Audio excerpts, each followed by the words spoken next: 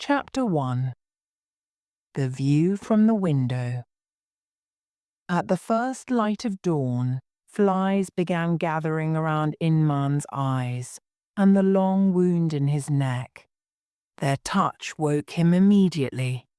He brushed them away and looked across to the big window that faced his bed.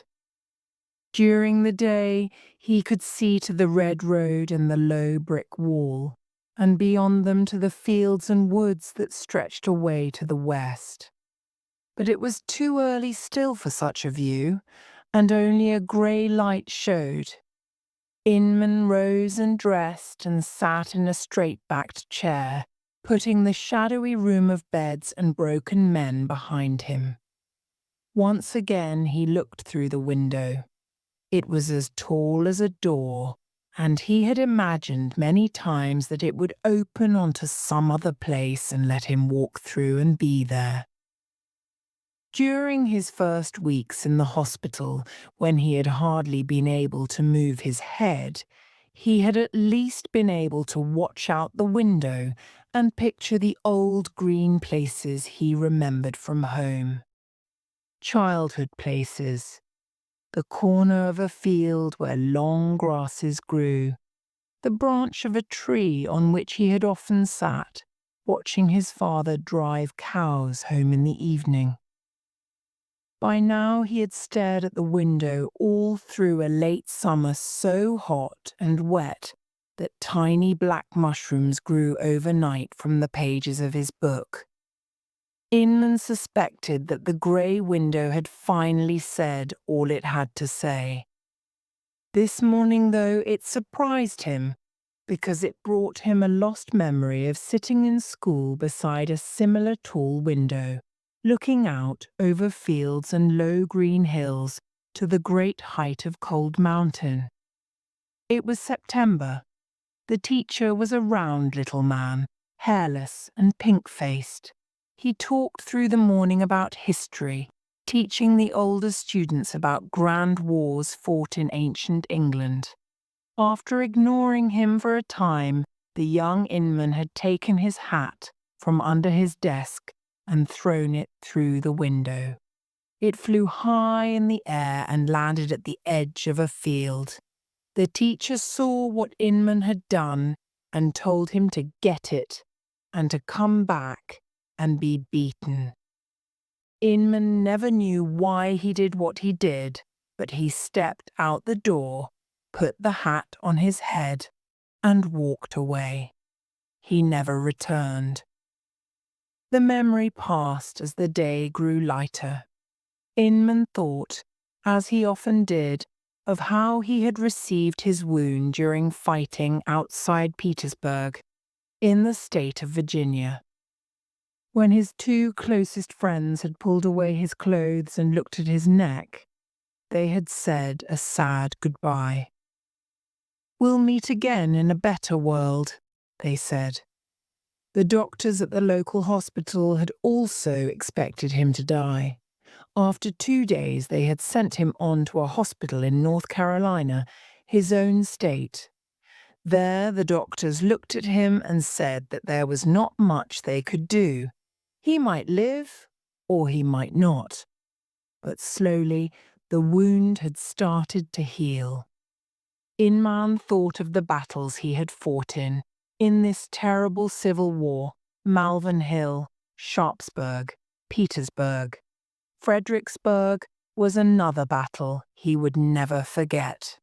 He thought back to how the fog had lifted that morning to show a great army marching uphill toward a stone wall. Inman had joined the men who were already behind the wall. They were well protected there, as you could stand up comfortably and still be in the shelter of the wall, while the Federals had to come uphill across open ground. It was a cold day, and the mud of the road was nearly frozen. The men let the Federals come very near before shooting them down. From behind the wall, Inman could hear the sound of bullets hitting meat. Thousands of Federals marched toward the wall all through the day, climbing the hill to be shot down. Inman started hating them for their stupid desire to die. Late in the afternoon, the Federals had stopped attacking and the shooting slowly stopped. Thousands of men lay dead and dying on the hillside below the wall. The men on Inman's side who had no boots had climbed over the wall to pull the boots off the dead. That night Inman, too, went out onto the battlefield. The Federals lay on the ground in bloody piles, body parts everywhere. Inman's only thought, looking on the enemy, was, "Go home." He saw a man killing a group of badly wounded Federals by striking them on the head with a hammer. The man did it without anger, just moving from one to another, whistling softly. Now in the hospital, Inman often dreamed that the bloody pieces' arms, heads, legs slowly came together and formed bodies whose parts did not match. They waved bloody arms, speaking the names of their women or singing lines of a song again and again. One figure, whose wounds were so terrible that he looked more like a piece of meat than a man, tried to rise but could not. He lay still but turned his head to stare at Inman with dead eyes, and spoke Inman's name in a low voice. Every morning after that dream, Inman woke in the blackest of moods. Some days later, Inman walked from the hospital into town. His neck hurt very badly, but his legs felt strong, and that worried him. As soon as he was strong enough to fight, they would send him back to Virginia. He decided that he must be careful not to look too fit in front of a doctor. Money had come from home and he had also received his pay from the army. So he walked through the streets and bought various things that he needed. A black woolen suit that fitted him perfectly, a black hat, strong boots, 2 knives, a little pot and cup, bullets for his pistol. Tired, he stopped at a coffee house and slowly drank a cup of something that was supposed to be coffee. He sat with his back straight, looking stiff and uncomfortable in his black suit, with the white bandage on his neck. Inman picked up the newspaper he had bought, hoping to find something to interest him. On the 3rd page, he found a notice from the state government stating that deserters would be hunted down by an organization called the Home Guard. In another part of the paper, he read that the Cherokee Indians had been fighting the Federals.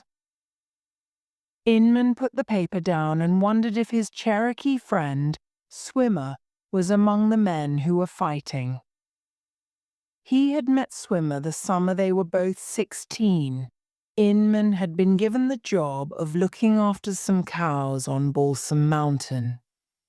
He had joined a group of men camping there, and after a few days a band of Cherokee Indians had camped a short distance away.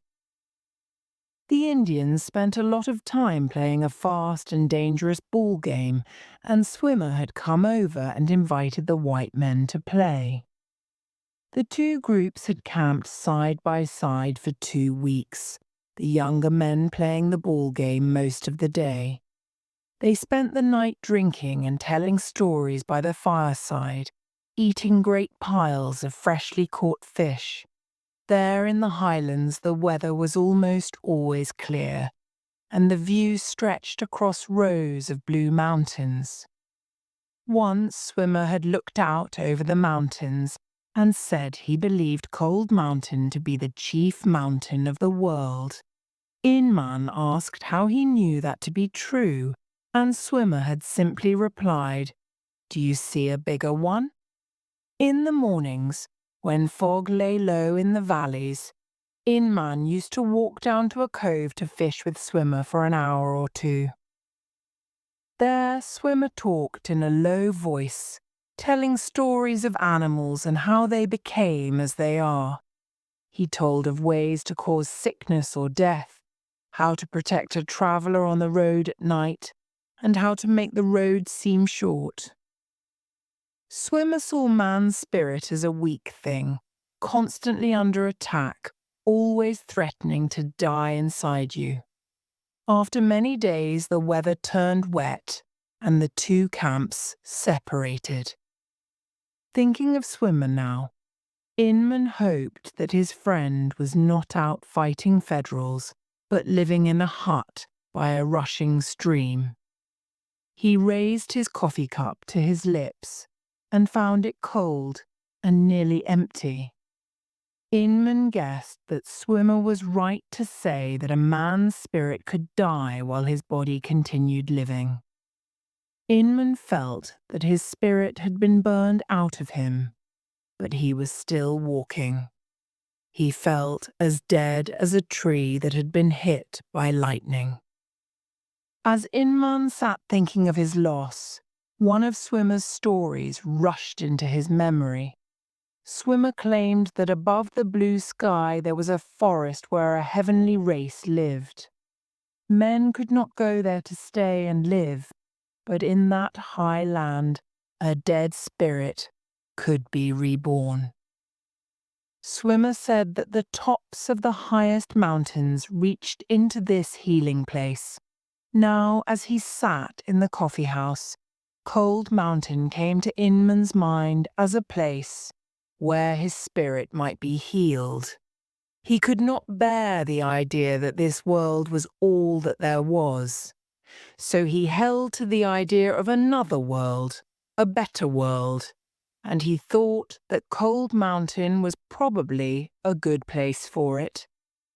Inman took off his new coat and started working on a letter. It was long, and as the afternoon passed, he drank several more cups of coffee. This was part of what he wrote. I am coming home, and I do not know how things are between us. Do you remember that night before Christmas 4 years ago, when you told me that you would like to sit there forever and rest your head on my shoulder? Now I am sure that if you knew what I have seen and done, it would make you fear to do the same again. Inman stood up and folded the letter. He put his hand up to the wound in his neck. The doctors claimed he was healing quickly, but it still hurt to talk and to eat, and sometimes to breathe. But on the walk down the street to mail the letter and then back out to the hospital, his legs felt surprisingly strong and willing. After supper, Inman checked the knapsack under his bed. There was a blanket already in the bag, and to these he added the cup and little pot and the knives. The knapsack had for some time been filled with hardtack, salt pork, a little dried beef, and some cornmeal. He got in bed and pulled up the covers. Tired from his day of walking about town, Inman read only for a short time before falling asleep. He woke sometime deep in the night. The room was black, and the only sounds were of men breathing and moving about in their beds. He rose and dressed in his new clothes. Then he put on his knapsack and went to the tall open window and looked out. Fog moved low on the ground, though the sky was clear. He stepped out of the window. Chapter 2. Ada Monroe. Ada sat in the porch of the house that was now hers, writing a letter. Putting the point of the pen in ink, she wrote, "This you must know. Although you have been away for so long, I will never hide a single thought from you. I believe it is our duty to be honest with each other and unlock our hearts." She blew the paper to dry it and then carefully read her letter. She decided that she did not like what she had written and threw the letter away. Aloud, she said, "That is just the way people talk. It means nothing." She looked over to the kitchen garden, where tomatoes and beans grew that were hardly bigger than her thumb. Although it was the growing season, many of the leaves were eaten away by insects. Beyond the failed garden lay the old cornfield, now grown wild. Above the fields, the mountains showed faintly through the morning fog. Ada sat waiting for the mountains to show themselves clearly. The house and gardens were now in a terrible condition, and Ada felt comforted that at least the mountains were as they should be. Since her father's funeral, Ada had done hardly any work on the farm. She had at least milked Waldo, the cow, and fed Ralph, the horse, but she had not done much more because she did not know how to do much more. She had left the chickens to look after themselves, and they had grown thin and wild, and it had become more and more difficult to find their eggs. Cookery was now a real problem for Ada. She was constantly hungry, having eaten little through the summer except milk, fried eggs, salads, and tiny tomatoes. She had been unable to make butter. She wanted to eat a chicken dish followed by a cake, but had no idea how to prepare such a meal. Ada rose and started looking for eggs. She searched everywhere but found nothing. Remembering that a red hen sometimes sat in the big bushes on either side of the front steps, she went to one of the bushes and tried to look inside it. Folding her skirt tightly around her, she went on her hands and knees into the empty space in the center of the bush. There were no eggs there, but as she sat there, she was reminded of times in her childhood when she and her cousin Lucy had hidden in bushes like this one. Looking up through the leaves at the pale sky, Ada realized that she wished never to leave this fine shelter. When she thought about what had happened to her recently, she wondered how her father had allowed her to grow up so impractical. She had grown up in Charleston, and her father had given her an education far better than most young girls received. She had become a clever, loving daughter, filled with opinions on art and politics and literature. She could speak French and Latin quite well, and spoke a little Greek. She was able to sew and play the piano, and was talented at painting and drawing. She read a lot, but none of these things helped her now, as the owner of a medium-sized farm, and she had no idea how to look after it. All her life, Ada's father had kept her away from hard work. He had hired workers to help on the farm, and a man and his part Cherokee Indian wife to help in the house, so that Ada only had to plan the weekly menus. She had therefore been free to spend her time reading, sewing, drawing, and practicing her music. But now the hired people were gone, leaving Ada to manage on her own. Suddenly, the red hen came flying through the leaves, followed by the big black and gold rooster. He looked at her with his shining black eyes for a moment, then flew at her face. Ada threw up a hand to protect herself and was cut across the wrist. She knocked the bird to the ground, but he flew at her again, and she escaped from the bush with the rooster scratching at her legs.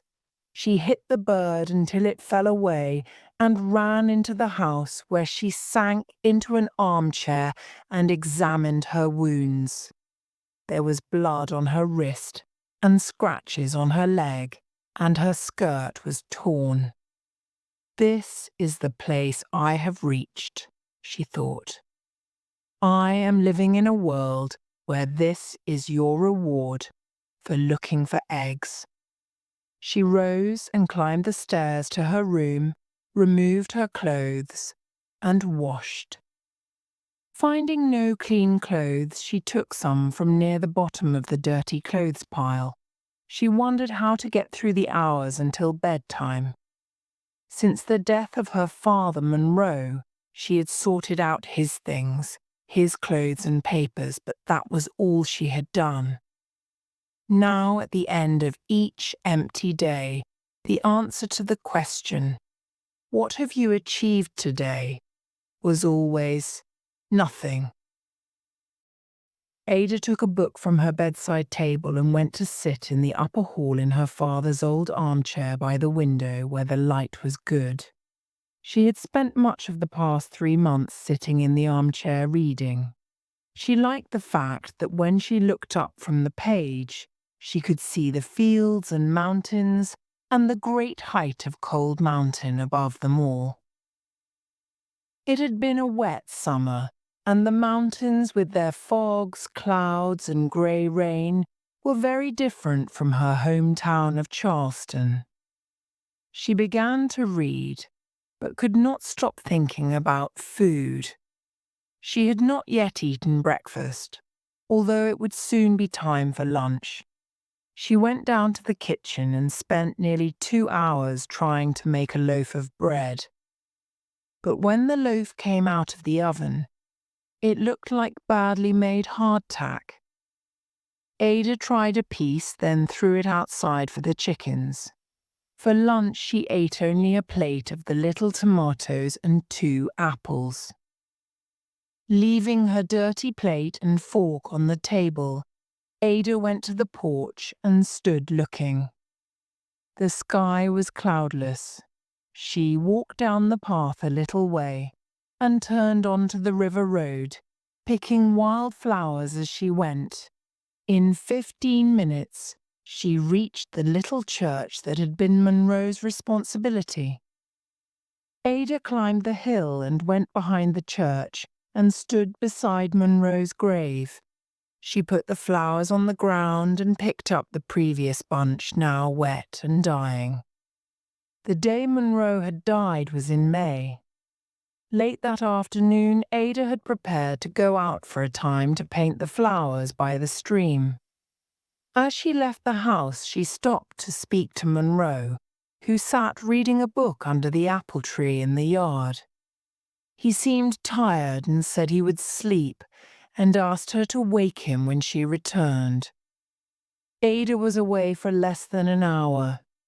As she walked from the fields into the yard, she saw that he was lying with his mouth open. She walked up to wake him, but as she approached, she could see that his eyes were open, his book fallen into the grass. She ran the last 3 steps and put her hand to his shoulder to shake him, but she knew immediately that he was dead. Ada went as fast as she could for help, running and walking to her nearest neighbors, the Swangers. They were members of her father's church, and Ada had known them from her earliest days in the mountains. She reached their house breathless and crying. It had started raining, and when she and Esco Swanger got back to the cove, Monroe's body was wet and leaves had fallen on his face. She had spent the night in the Swangers' house, lying awake and dry-eyed, longing for her dead father.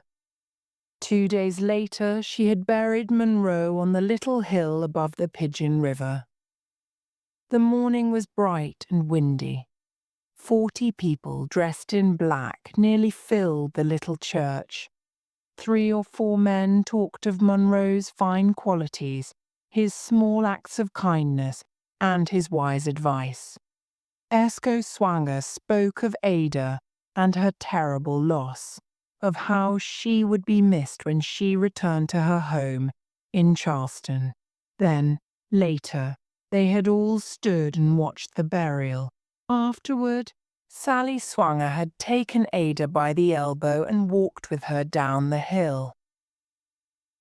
You stay with us until you can arrange to go back to Charleston, she said.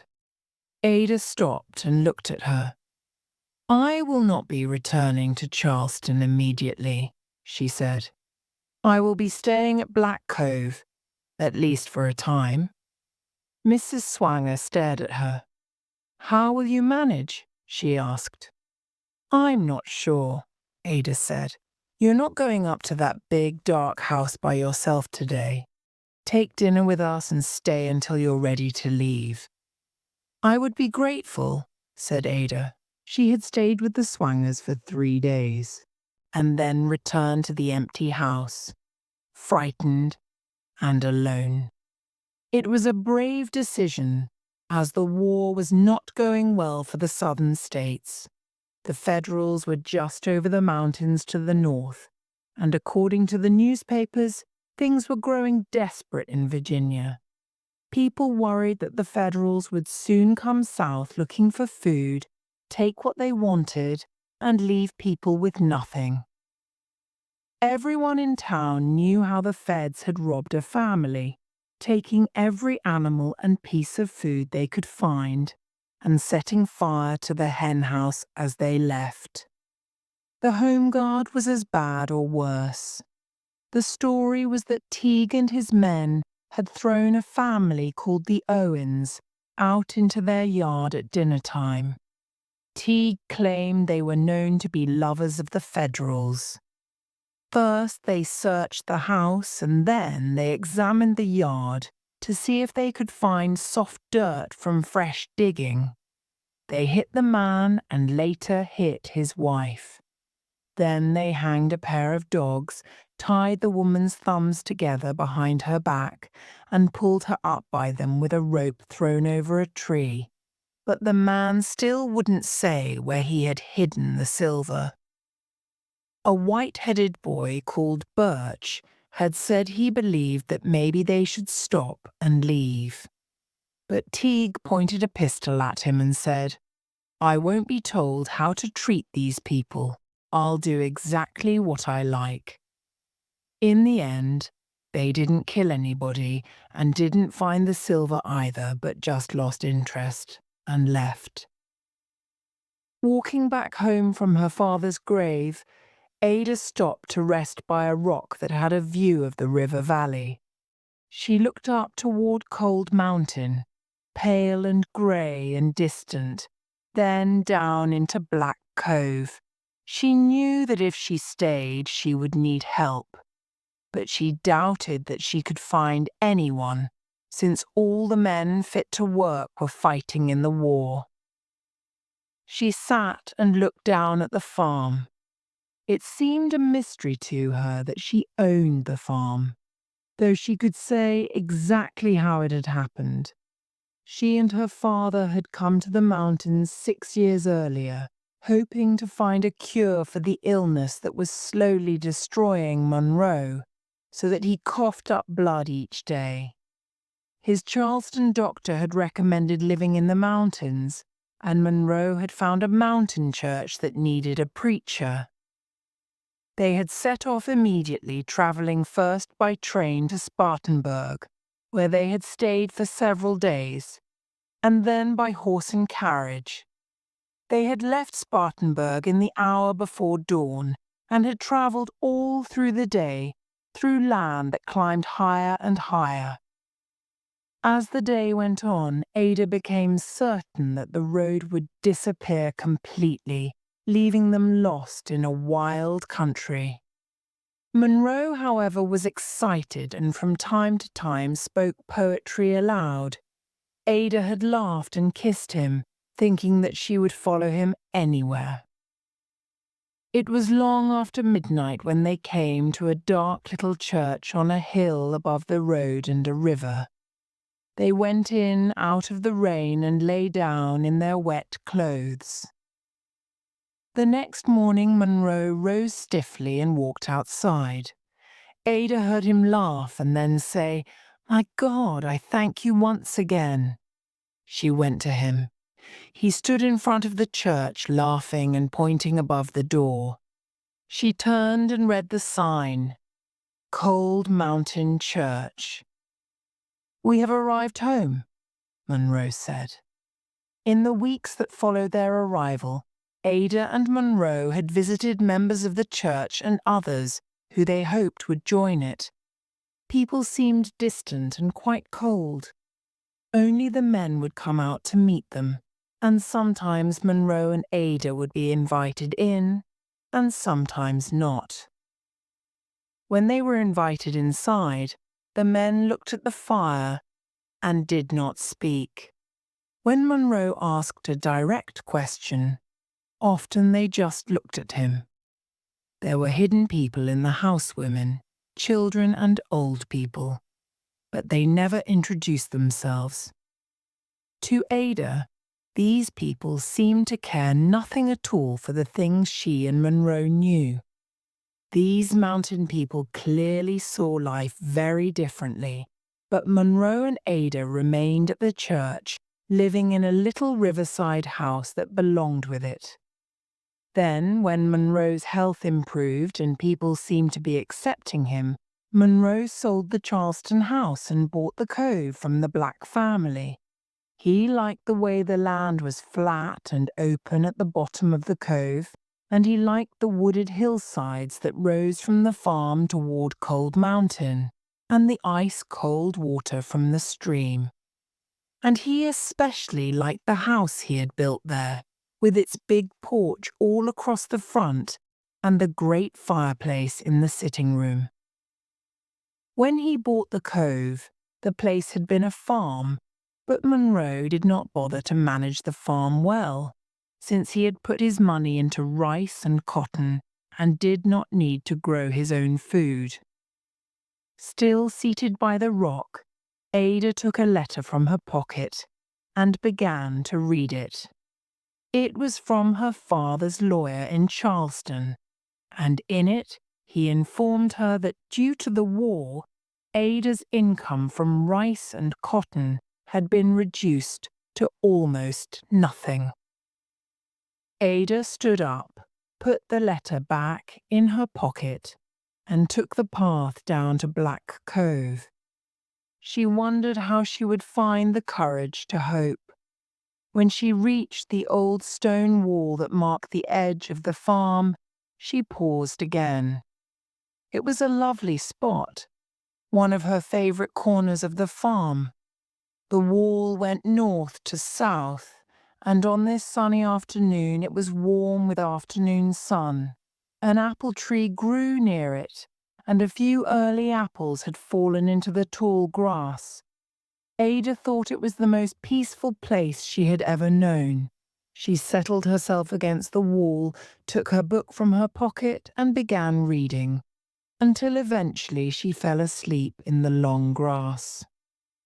When she woke, it was dark, and a half-moon stood high in the sky. She had never spent a night in the woods alone, but she was less frightened than she expected.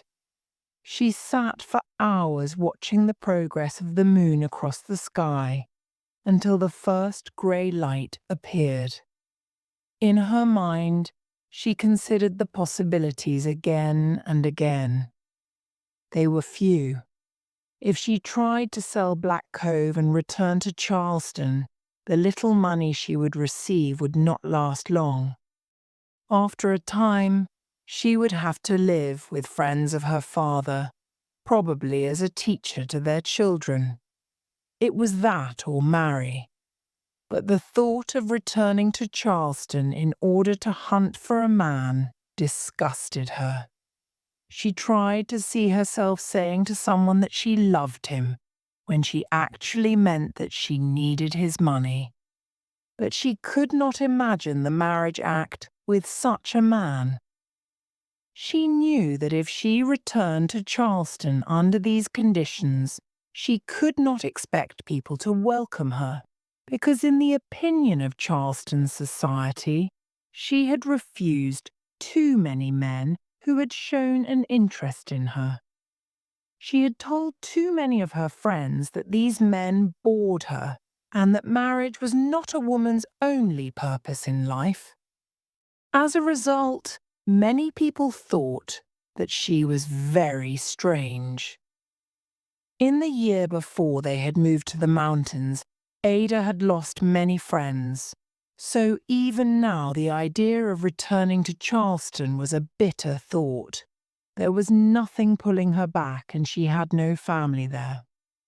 And although she was an outsider, this place, the Blue Mountains, seemed to be holding her where she was.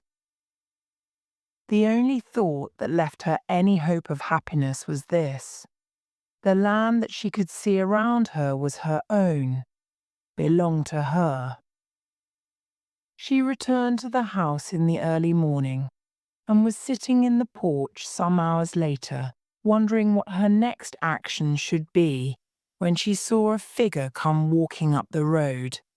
It was a girl, a short one, thin as a chicken neck except across the lower half of her body where she was quite wide.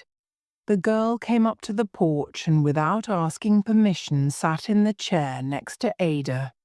She wore a blue square-necked dress made of cheap cloth. "Sally Swanger said you're in need of help," she said. Ada examined the girl carefully. She was a dark thing, with a thin chest but strong-looking arms. She had a broad nose and her hair was black and thick. Big, dark eyes, no shoes, clean feet. "Mrs. Swanger is right. I do need help," Ada said. "But I need help with the farm. It's rough work and I believe I need a man for the job." "Number one," the girl said. "If you have a horse, I can plow all day. Number two, every man worth hiring has gone to fight." The girl's name, Ada soon discovered, was Ruby, and after talking for a time, Ada began to think that Ruby was strong enough to work on the farm. Just as importantly as they talked, Ada liked Ruby and felt that she had a willing heart. And though Ruby could not read a word or even write her name, Ada thought she saw in her something hard and bright. And they shared this. Ruby was a motherless child from the day she was born. In a short time, and to Ada's surprise, they came to an agreement. Ada said, "At the moment, and possibly for some months, I have very little money." "Money isn't important," Ruby said. "Sally said you needed help, and she was right. But I don't want to be your servant. I'm saying, if I'm going to help you here, both of us must understand that." As they talked, the black and gold rooster walked by the porch and paused to stare at them. "I hate that bird," Ada said. "He attacked me." Ruby said, "I wouldn't keep a bird that did that to me." "But how can I get rid of it?" Ada said. Ruby looked at her in surprise. She rose and quickly seized the rooster, put his body under her left arm, and with her right hand pulled off his head. He struggled for a minute and then went still. Ruby threw the head into a bush. "He'll need cooking for quite a time," she said. By dinner time, the meat of the rooster was falling from the bones, and bread was baking in the oven. Chapter 3. The Journey Begins. It was dawn and the golden sunlight shone down on a tall man in a black hat with a knapsack on his back, walking west. After the lonely, wet nights he had recently spent, Inman felt half dead. He stopped and put his boot on the roadside fence and looked out across the fields. He tried to greet the day with a thankful heart, but he hated this flat land with its red dirt and bad smell. The wound in his neck felt freshly raw and hurt badly. He put a finger underneath the bandage and to his surprise realized that the wound had healed over and was no longer a deep red hole. He calculated that although he had been walking for some days, he had not travelled a great distance from the hospital. His wound forced him to walk slowly and rest more often than he wished. He was very tired and also rather lost, still trying to find a route that went directly toward his home in the Appalachian Mountains. But the country consisted of small farms, all cut up by tiny paths that crossed each other, with no signs to say where they were going. He kept feeling that he had been led further south than he wanted, and the weather had been bad, with rain that came suddenly, with thunder and lightning, day and night. Each farm had 2 or 3 dogs, and he was often forced to fight off their attacks. The dogs and the danger of the home guard meant that he was always nervous travelling through the dark nights. The previous night had been the worst. He had heard the sound of horses and had climbed a tree and watched as a pack of home guard came by, searching for men like him to seize and beat and return to the army. When he had climbed down and begun walking again, every tree seemed to have the shape of a man, and once he aimed his pistol at a bush that looked like a fat man with a big hat.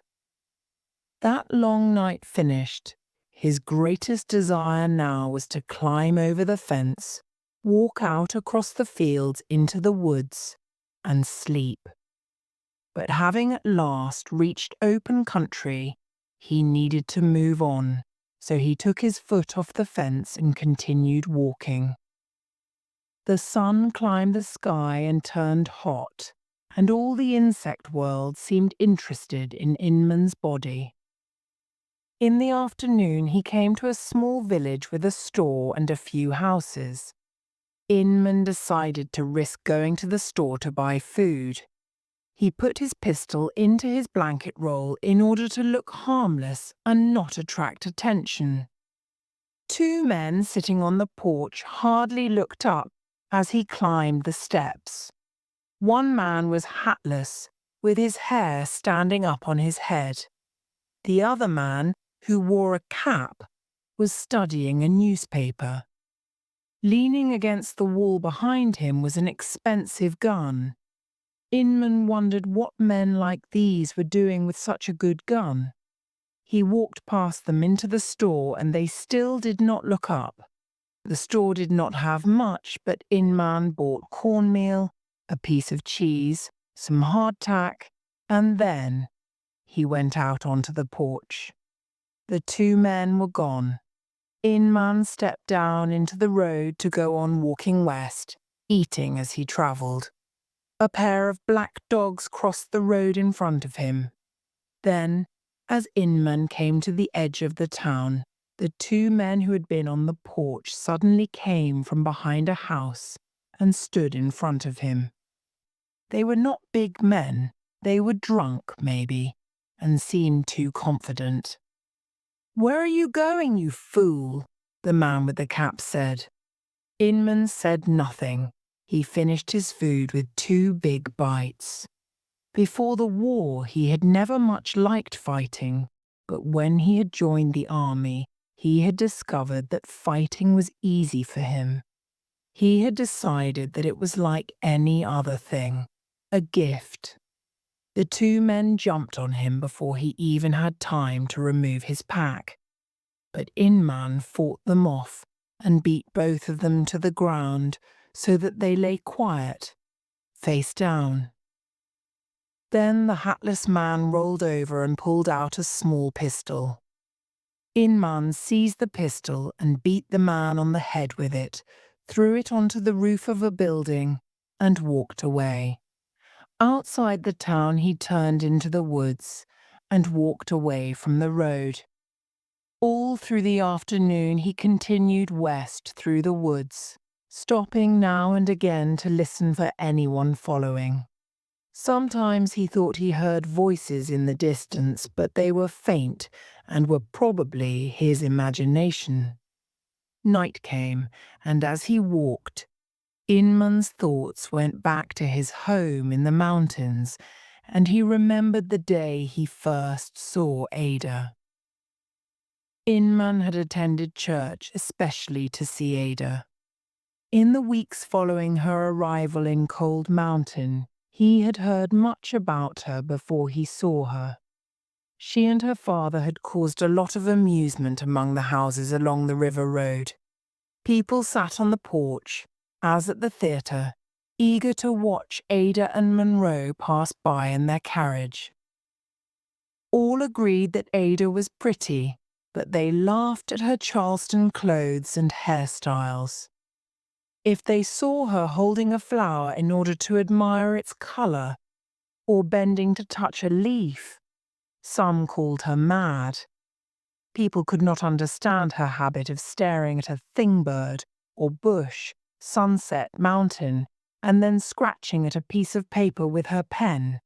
So one Sunday morning Inman dressed himself carefully in a new black suit, white shirt, black tie, black hat, and went to church to take a look at Ada. It had rained and the road was muddy, so that he arrived late and had to take a seat at the back. He could only see the backs of people's heads, but he recognized Ada immediately, since her dark hair was twisted up on her head in a style that was not known in the mountains. A few fine curls lay on her soft neck, and all through the church service, Inman's eyes remained on her white skin. After a while, even before he saw her face, he wanted to press 2 fingers against the back of her neck. That morning Monroe preached, as he often did, about the question that worried him most. Why was man born to die? He had no real answer, and people had become bored with his constant questioning. Inman sat staring at Ada's neck, not really listening to Monroe's words, waiting for him to finish. When the service ended, the men and women left the church by separate doors. The men lined up to shake hands with Monroe, and then they all chatted with each other and discussed whether it would rain again. Ada stood on the edge of the group, looking foreign and beautiful and very uncomfortable. Everyone else wore warm woolen clothes, but she was wearing a light cream-colored dress that did not suit the weather at all. The older women came to her and said things, and then there were embarrassed pauses and they walked away. If I went and told her my name, do you think she'd answer me? Said a man who had come to church for exactly the same reason as Inman. I couldn't say, Inman replied. You haven't an idea how to begin talking to her. Another man laughed. Inman walked away from the group towards Sally Swanger. I'll do some work on your farm if you'll introduce me, he said. Sally laughed.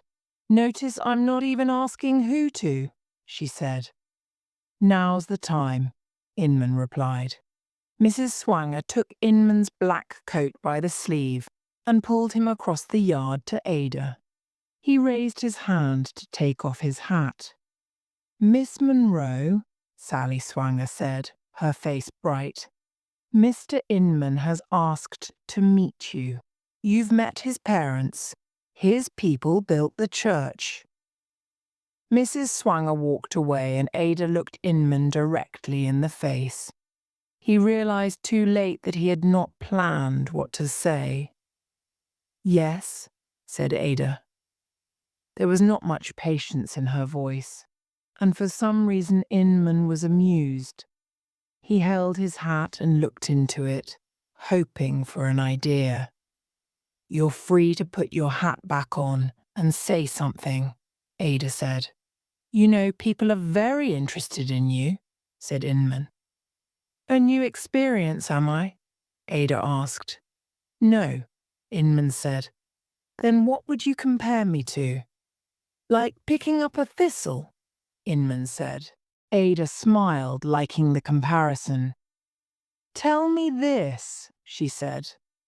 A woman earlier said, that it was sheep-killing weather. Did she mean it was good weather for killing sheep, or that this weather killed sheep? The first, Inman said. Well then, I thank you. You've been useful to me. She turned and walked away to her father.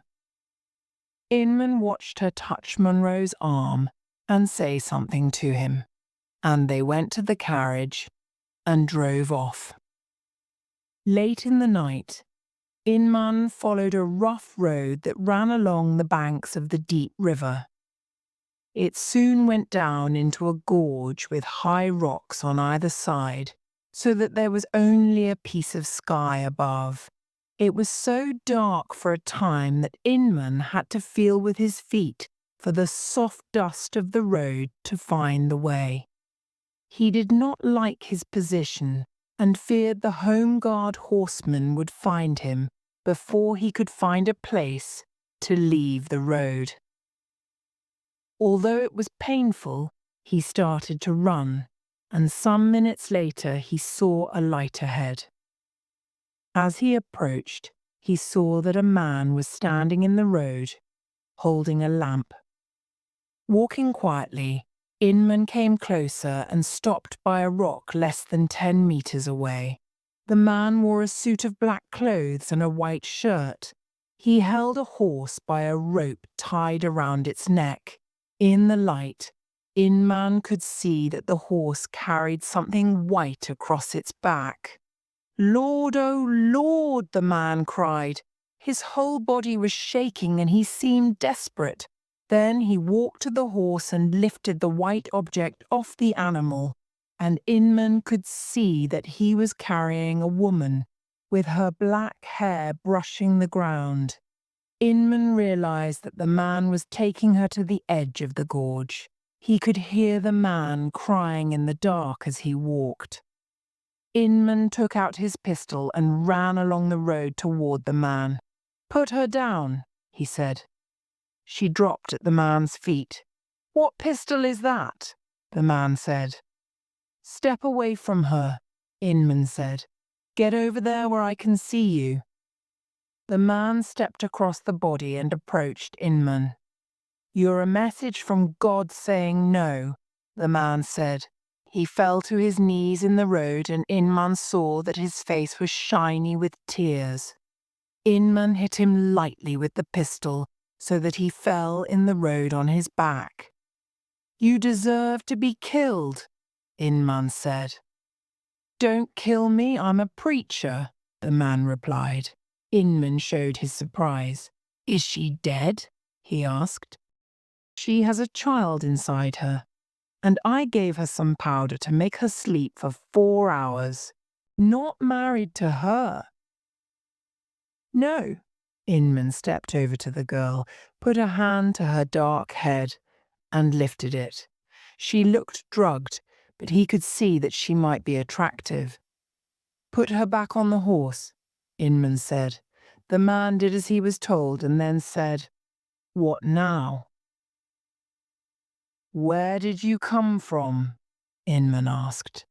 "There's a town not far off," the man replied, pointing up the road in the direction Inman was going. "Walk in front of me and show me the way," Inman said. They started walking. Inman kept his pistol in one hand and led the horse with the other. The road soon started climbing through low hills. They walked in silence for some time until finally the preacher said, "What do you intend doing with me?" "I'm thinking about it," Inman said. "How did you get into this trouble?" "It's hard to say. No one in town knows about us. She lives with her deaf old grandmother, and it was easy for her to come away at midnight and lie on a riverbank with me until the first birds began to sing." "You were going to throw her into the gorge like a dead pig."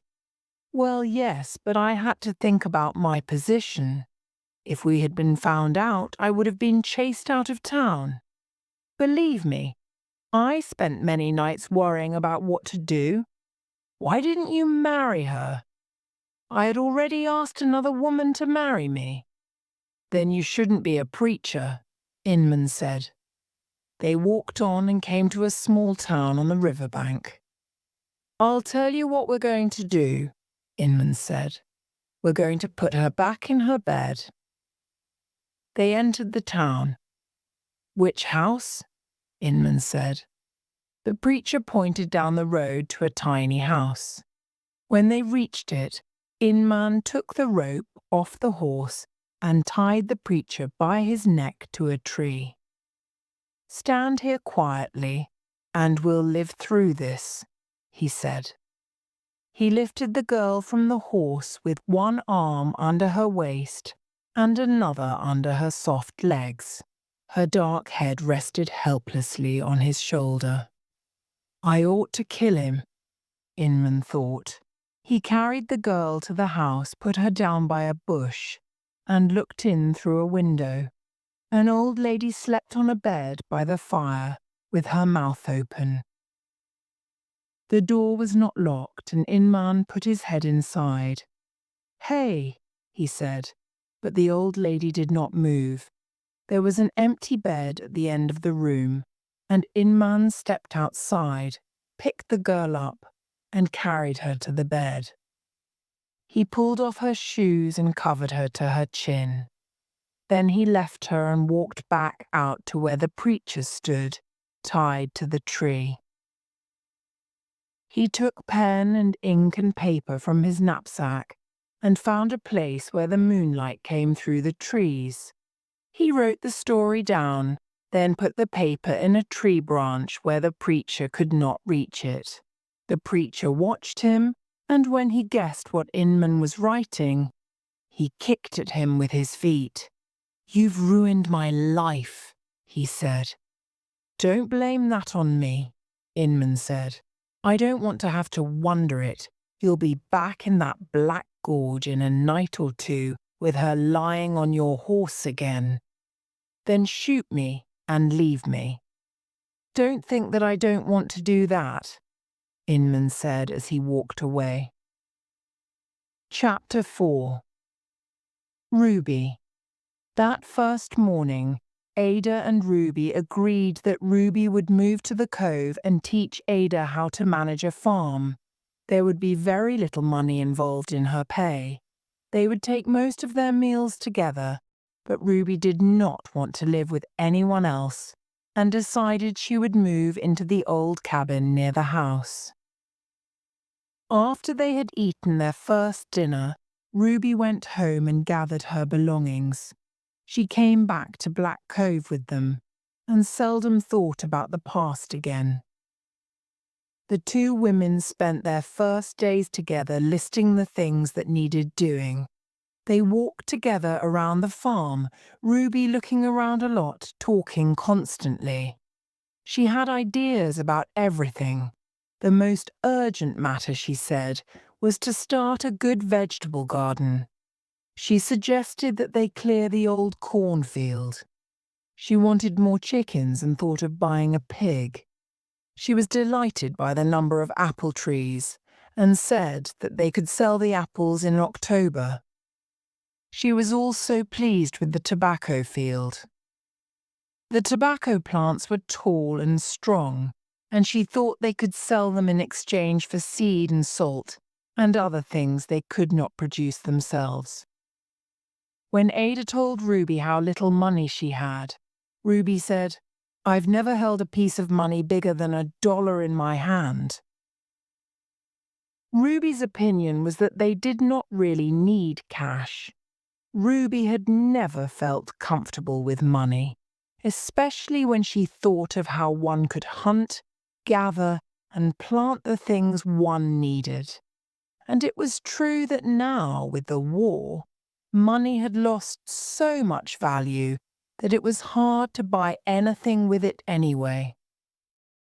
On their first trip together into town, they could not believe that they had paid $5 for a small packet of needles, and the cloth that they wanted was priced at $50. Ruby said that if they had sheep they could make the cloth themselves. Ada could only think that it would take many days of hard work.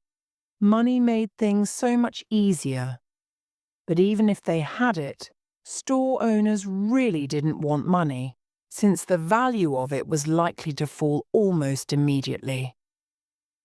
The general feeling was that paper money ought to be spent as soon as possible.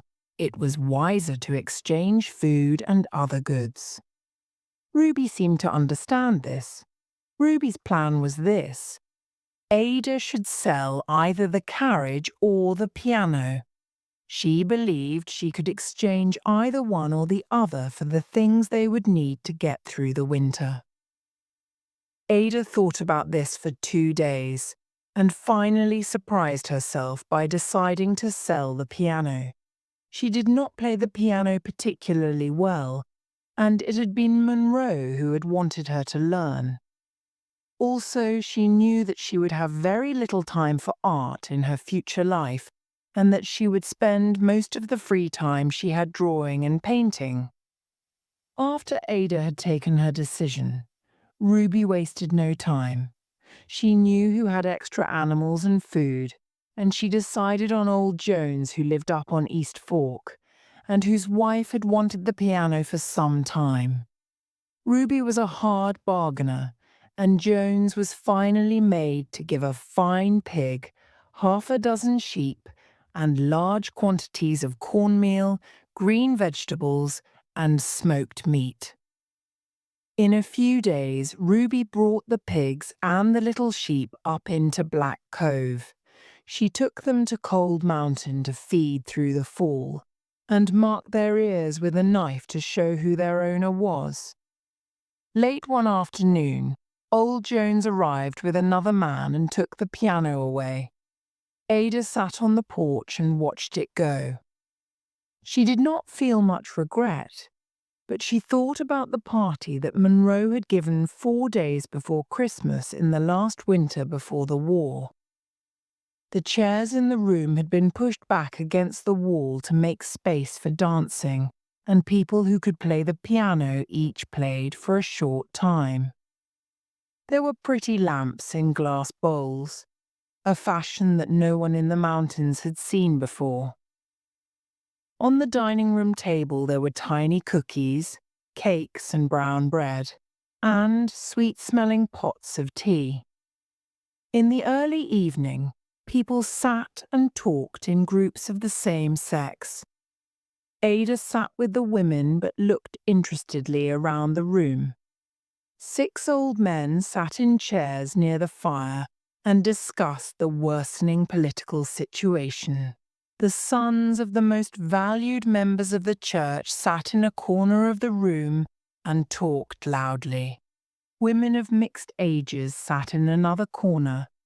Sally Swanger wore a new pair of fine shoes and sat waiting for comments on them, holding her legs stiffly out in front of her. Later the groups mixed, and some stood around the piano and sang, and then some of the younger people danced. As the evening continued, Ada realized that she had had too much to drink.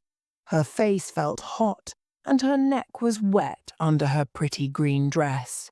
Sally Swanger, who had also had too many glasses of wine, took Ada's arm, and in a whisper said, "That Inman boy's just got here. I shouldn't say this, but you ought to marry him. The 2 of you'd make pretty brown-eyed babies." Ada had been shocked by the comment, and her face had gone bright red, so that she had to go to the kitchen to calm herself. But there she was surprised to find Inman alone, sitting in the stove corner. He had arrived late, having ridden through a slow winter rain, and he was warming up and drying out before joining the party. He wore a black suit and sat with his legs crossed. "Oh," Ada said, "there you are. The ladies are already so pleased to know you're here." "The old ladies?" Inman said. "Well, everyone. Mrs. Swanger is especially pleased by your arrival." This comment reminded Ada of Mrs. Swanger's words to her, and the blood rushed to her head. "Are you all right?" Inman asked. Yes, but it's hot in here. Ada went to the door and opened it for a breath of cool air. Out from the dark, over a great distance, came the high, lonely call of a wild dog. That's a sad sound, Inman said. Ada closed the door and turned to Inman, but when she did, the heat of the room, and the alcohol, and the soft look on Inman's face made her feel faint.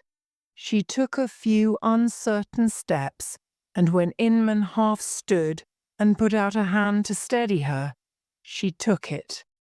And then, she didn't know how, she found herself in his lap. He put his hands on her shoulders for a moment, and she lay back with her head beneath his chin. Ada remembered thinking that she never wanted to leave this place, but did not realize that she had said it aloud. He seemed as content as she was, and he moved his hands to her shoulders and held her there. She rested in his lap for half a minute, no more. Then she was up and away, and she remembered turning at the door to look back at him, where he sat with a puzzled smile on his face. Ada went back to the piano, where she played for quite some time. Inman eventually came and stood leaning against the door, watching her for a while before moving away to talk to a friend. Through the rest of the evening, neither Ada nor Inman mentioned what had taken place in the kitchen.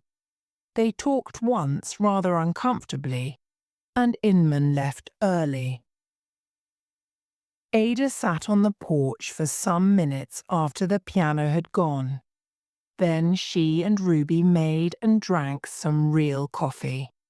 That morning, Ada had discovered a large sack of green coffee beans in a dark corner of the barn. Over the next few days, they exchanged most of the coffee for sacks of salt, corn, potatoes, and beans, and 8 chickens. In these matters, Ruby was a ball of energy, and she soon created a daily routine for herself and Ada. Each day before dawn, she milked the cow, lit the fire in the kitchen, and made breakfast.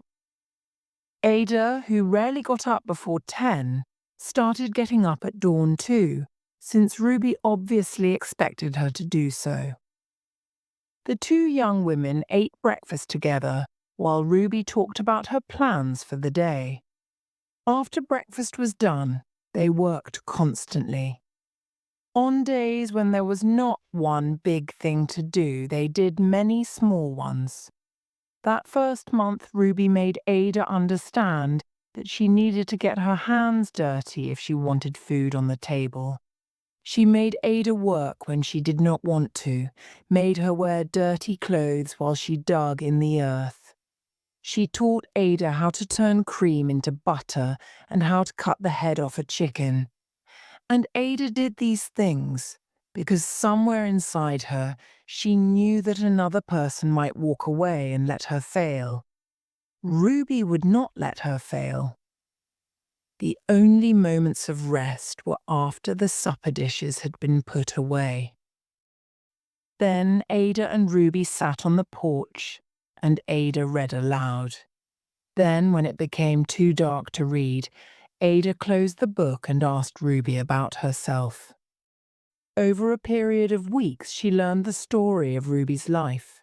Ruby had never known her mother, and her father, a man called Stowbrod Fuse, had never had a job for more than a week or two. They lived in a cabin that had a dirt floor and no ceiling. On many mornings, Ruby had found snow on top of her bed cover when she woke. Stowbrod did not look after their home, and, in Ruby's opinion, was little more than an animal. Ruby had to find her own food soon after she learned to walk, and was forced to depend on the kindness of the women on neighboring farms. One night, when Ruby was 4, she was returning from a farm when her dress got caught in a bush. Ruby spent the night by the bush, unable to get away. She never forgot those dark hours. It was cold near the river, and she remembered shaking with cold and crying for many hours, calling out for help, frightened of the wild animals that might come and eat her. But later she was spoken to by a voice in the dark. She felt that a gentle spirit had come to look after her. She remembered every star pattern that passed across the sky and every word spoken directly to her heart by the calm voice that comforted and protected her all through the night. The next morning, a man found her and she walked home and never spoke a word to Stowbrood about it. He did not ask where she had been, but she still heard the voice in her head, and after that night she seemed to know things that others had no idea about. As she got older, she and Stowbrood had lived off what Ruby grew on their little bit of land. Her father, who loved to drink, often disappeared for many days, walking 50 kilometers for a party or going off into the woods. So everyone was surprised when, in the first days of the war, Stowbrood joined the army. He rode off one morning, and Ruby had not heard from him since. As he had taken the horse, Ruby could not even plough the land. The first year of the war had been hard for her, but she had fed herself by using Stowbrood's gun to go hunting in the woods. At present, Ruby believed she was 21 years old, although Stowbrood was not certain of either the year of her birth or the day. He could not even remember what season it had been when she arrived. Chapter 5. The Home Guard. Inman walked through days of cooling weather, blue skies and empty roads. He avoided towns and met few people, and the few he met were mainly slaves. The nights were warm and lit by big moons, and day after day passed with nothing much happening. As he walked, Inman often thought of Ada, and of one evening in particular, that Christmas 4 years ago when she had fallen into his lap. It seemed like another life, another world. He remembered her weight on his legs, her softness, and the sweet smell of her hair. She had leaned back and rested her head on his shoulder. Then she had sat up, and he had put his hands on her shoulders. He had wanted to put his arms around her and hold her tight, but she had stood up and pulled at her skirt and smoothed her hair. "Well?" she had said. "Well?" Inman had leaned forward and taken her hand and put his lips to her wrist. Ada had slowly taken her hand away and then stood looking down at it. "That was unexpected," she said. Then she had walked away. He was thinking of her once more when, one day in the early afternoon, he saw a figure in the distance behind him walking fast. Inman waited until he came to a bend in the road. Then he went into the woods and hid behind a tree trunk. Soon the walker came around the bend. He had no hair and wore a long grey coat and carried a knapsack. As the man came nearer, it became plain that he had been badly beaten.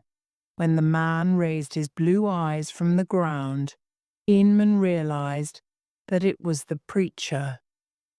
Inman stepped into the road and said, "Hello?" The preacher stopped and stared. "Good God," he said. "What happened to you?" said Inman. "When they found me and read your note, a number of men gave me a beating. They threw my clothes in the river and shaved my head. I was told to get out of town or they would hang me." "I can imagine," Inman said. "What happened to the girl?" Oh, Laura Foster. She couldn't remember anything. When they discover she's going to have a child, people will talk about her for a time. In 2 or 3 years, she'll marry an old man who wants a pretty woman. Inman started walking along the road, and the preacher, whose name was Visi, started walking with him. Since you appear to be going west, I'll just walk with you if you don't mind, he said. But I do mind, Inman said, thinking it was better to go alone than with a fool for a friend. But Visi continued to walk beside him, talking all the time. He seemed desperate to tell Inman the story of his life and share all the mistakes he had made. He was not a success as a preacher, that was clear even to Visi. I'm going to Texas to start a new life, Visi said. They say it's a land of freedom. I'll claim some land and keep cattle. And how will you buy your first cow? Inman asked. With this? Visi pulled a gun from under his coat. I stole it a day or 2 ago. He sounded as pleased as a boy who had stolen a cake from a neighbour's kitchen. Inman and Visi had not travelled far when they came to a tree that had been cut down.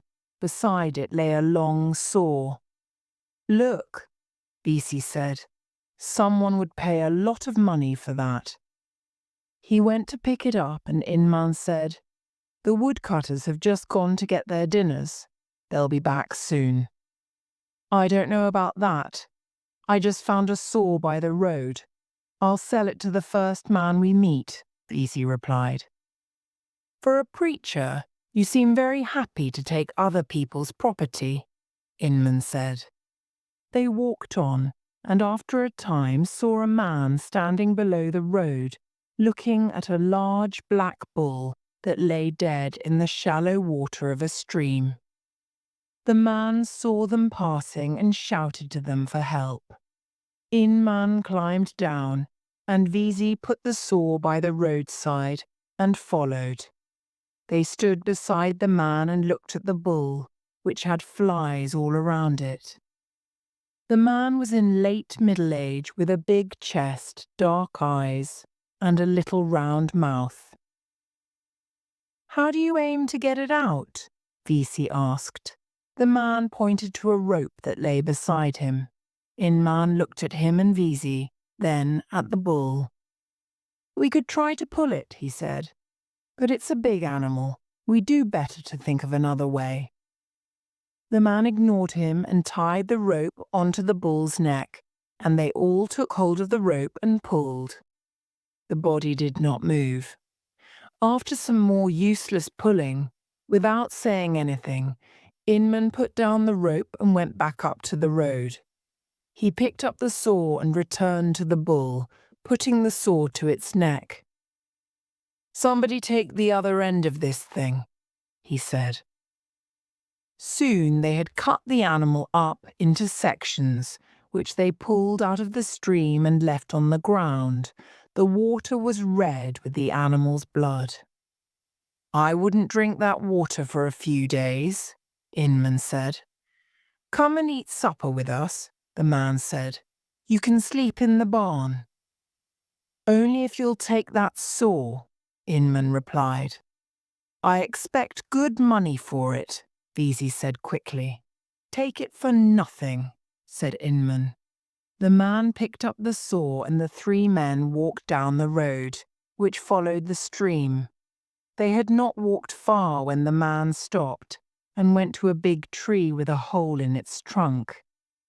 He put his arm into the hole and pulled out a bottle. I've a number of these hidden around for the right moment, he said. They sat against the trunk of the tree and passed the bottle around.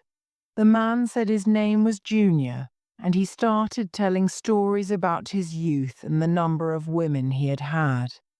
He said that all his troubles had begun when he had taken a wife, because 3 years after the wedding she had had a black baby.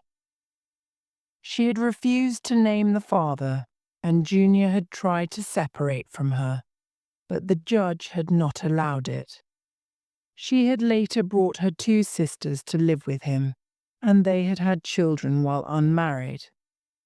Having told his stories, Junior led the 2 men to his house, which was only a short distance away. It was large and in such terrible condition that it stood at an angle to the ground.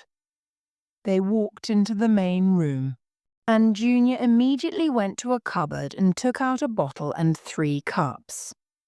The floor, like the rest of the house, was at an angle, and when Inman sat down, he had to stop the chair from sliding over to the wall. They drank for a time, and Inman became a little drunk. Soon Vesey fell asleep where he sat. Then a young woman came wandering around the corner of the house and sat between Inman and Junior. She was fair-haired and round, and wore a cotton dress so thin and pale you could almost see her skin beneath it. Her hair was uncombed, and her dress was pulled up over her knees so that Inman could see the upper half of her legs. Junior said to Inman, "Get this cow to feed you." He rose and walked away. Inman followed the woman, who was called Leela, to the back of the house. There was a barn and a hen house, and in the middle of the yard there was a big fire. 2 more pale females appeared, obviously the sisters of Leela.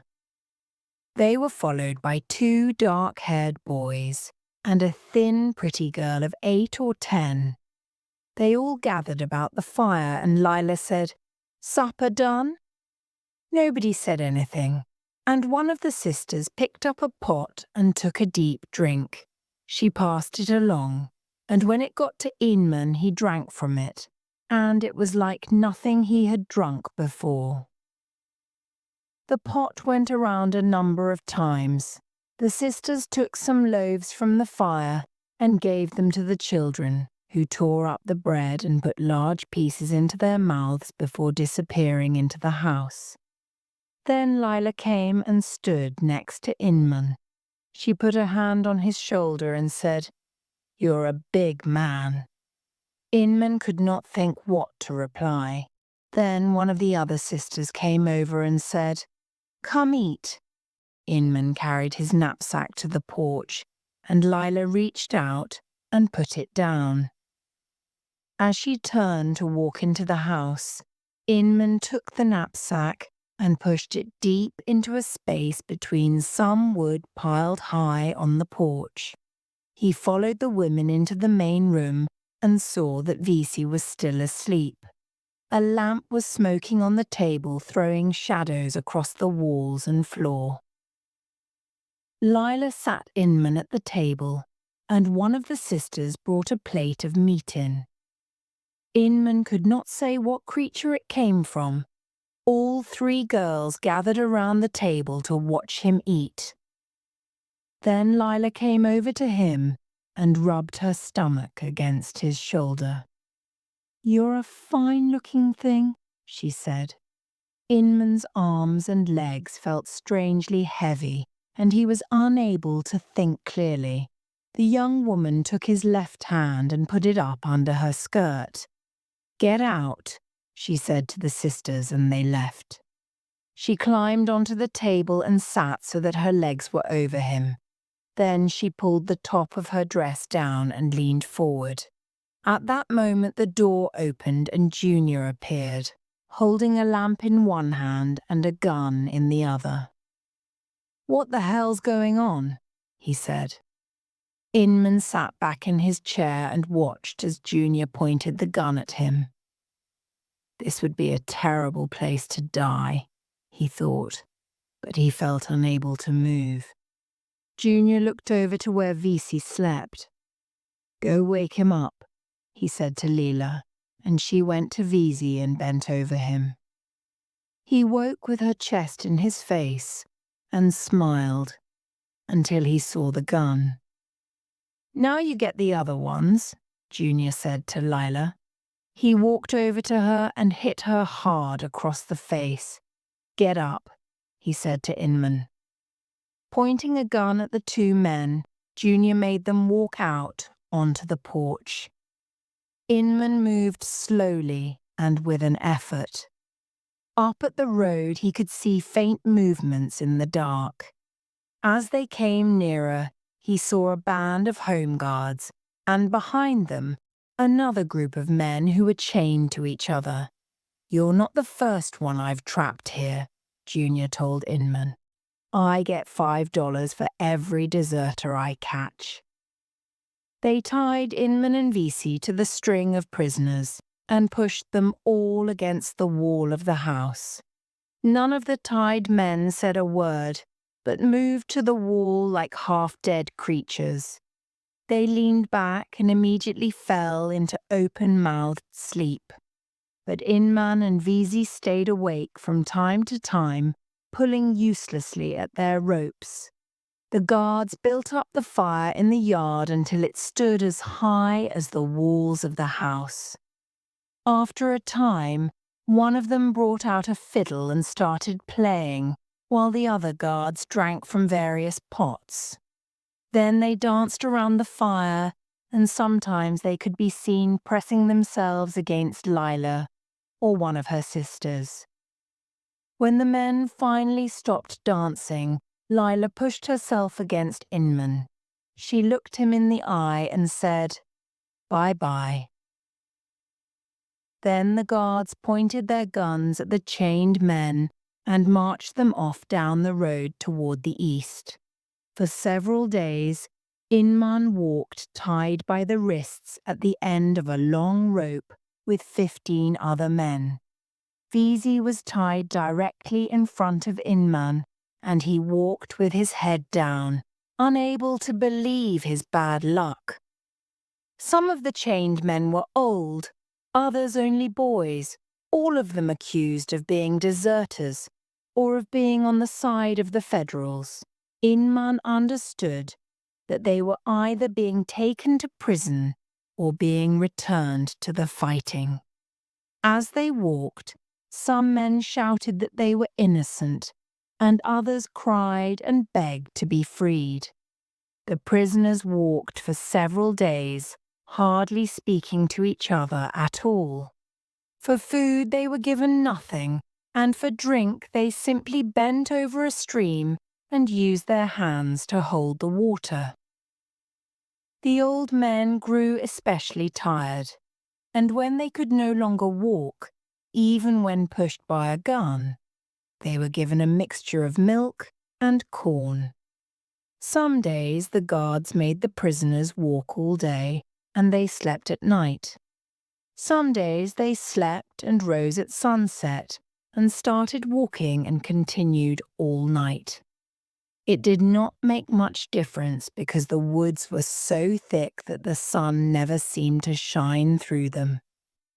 Inman felt weak and faint, hungry as well. The wound in his neck hurt, and he thought it might break open and start bleeding. Then one night they stopped, and the prisoners were left tied without food or water. The men piled up like dogs to sleep on the ground. They were woken up in the early hours of the morning by the guards shining lamps in their faces, and were told to stand. The leader of the guards said, "We had a talk and decided that you animals are just wasting our time." Then the guards raised their guns. A boy, not much over 12, fell to his knees and started crying. An old man, grey-headed, said, "You can't mean to kill us here." One of the guards put down his gun and looked at the leader and said, "I didn't join the Home Guard to kill grandpas and little boys." The leader said to him, "Either you shoot them or you join them." Inman looked off into the dark woods. "This is where I will die," he thought. The firing started. Men and boys began falling all around. Vesey stepped forward and started shouting.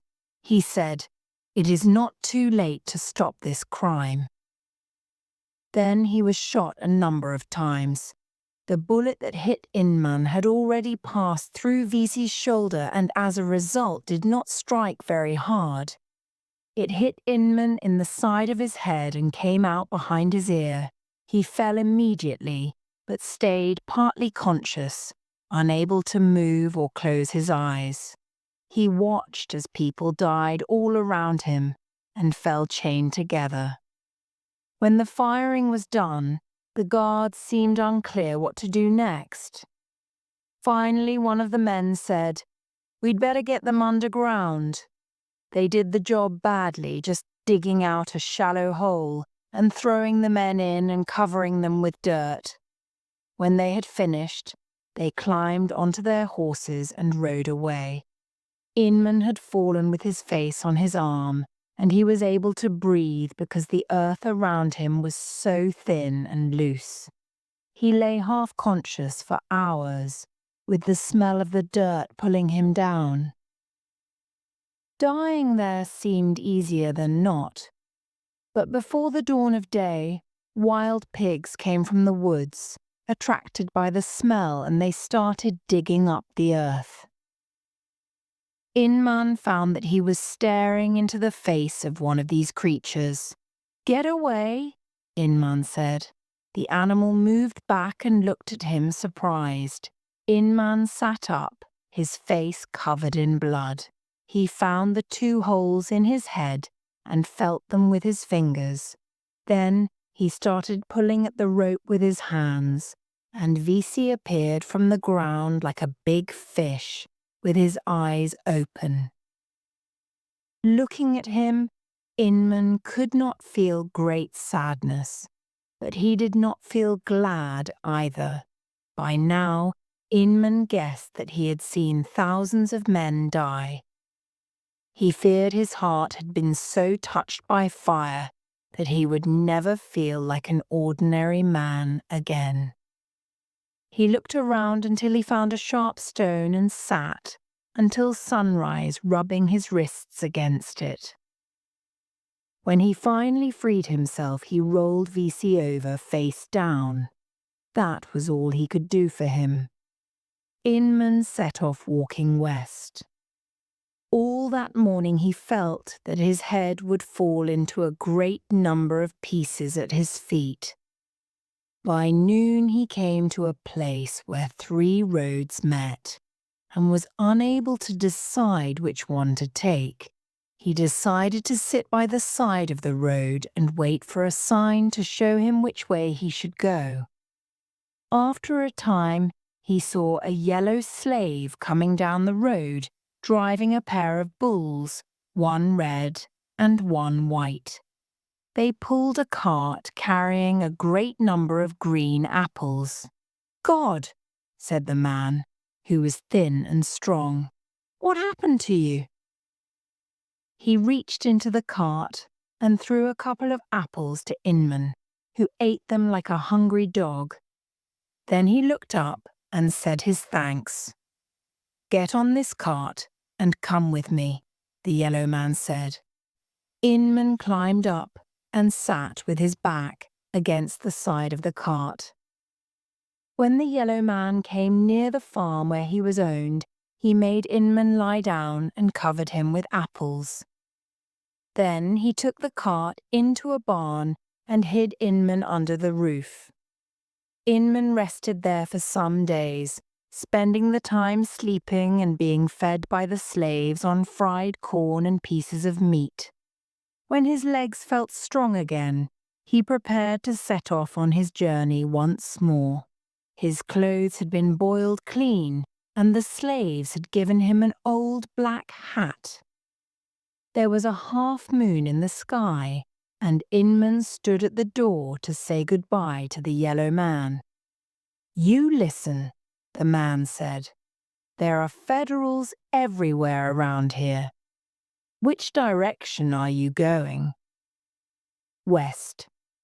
The yellow man gave Inman good directions, advising him to go into the mountains in order to avoid the Feds. He gave him cornmeal and meat, and drew a detailed map for him. Inman put his hands in his pockets for money to give the man.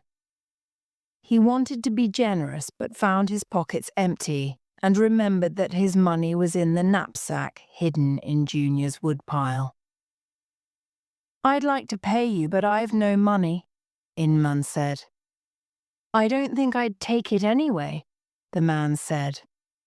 Several nights later, Inman stood in front of Junior's house. He went to the back porch and found his knapsack in the pile of wood. He took his pistol out of the knapsack and the weight of it felt good in his hands. Light was coming from the door of the barn, and Inman went to the door, opened it slightly and looked inside. Junior stood rubbing salt on some meat. Inman opened the door fully and Junior raised his face and looked up at him. Inman stepped to Junior and struck him across the face with his pistol and then hit him until he lay flat on his back, blood pouring from his nose and the cuts on his head. Inman bent down and stared at Junior's face. The creature that lay on the ground was a horrible thing, but Inman feared that all men shared the same nature. He turned and went outside. All that night he walked north. The yellow man was right, and horsemen passed again and again in the dark, but Inman could hear them coming in time to step into the bushes. When morning came there was fog, so he was able to light a fire in the woods and boil some meat and cornmeal. He stayed in the woods all day, sleeping and worrying when he heard the sound of horses, his mood as black as night,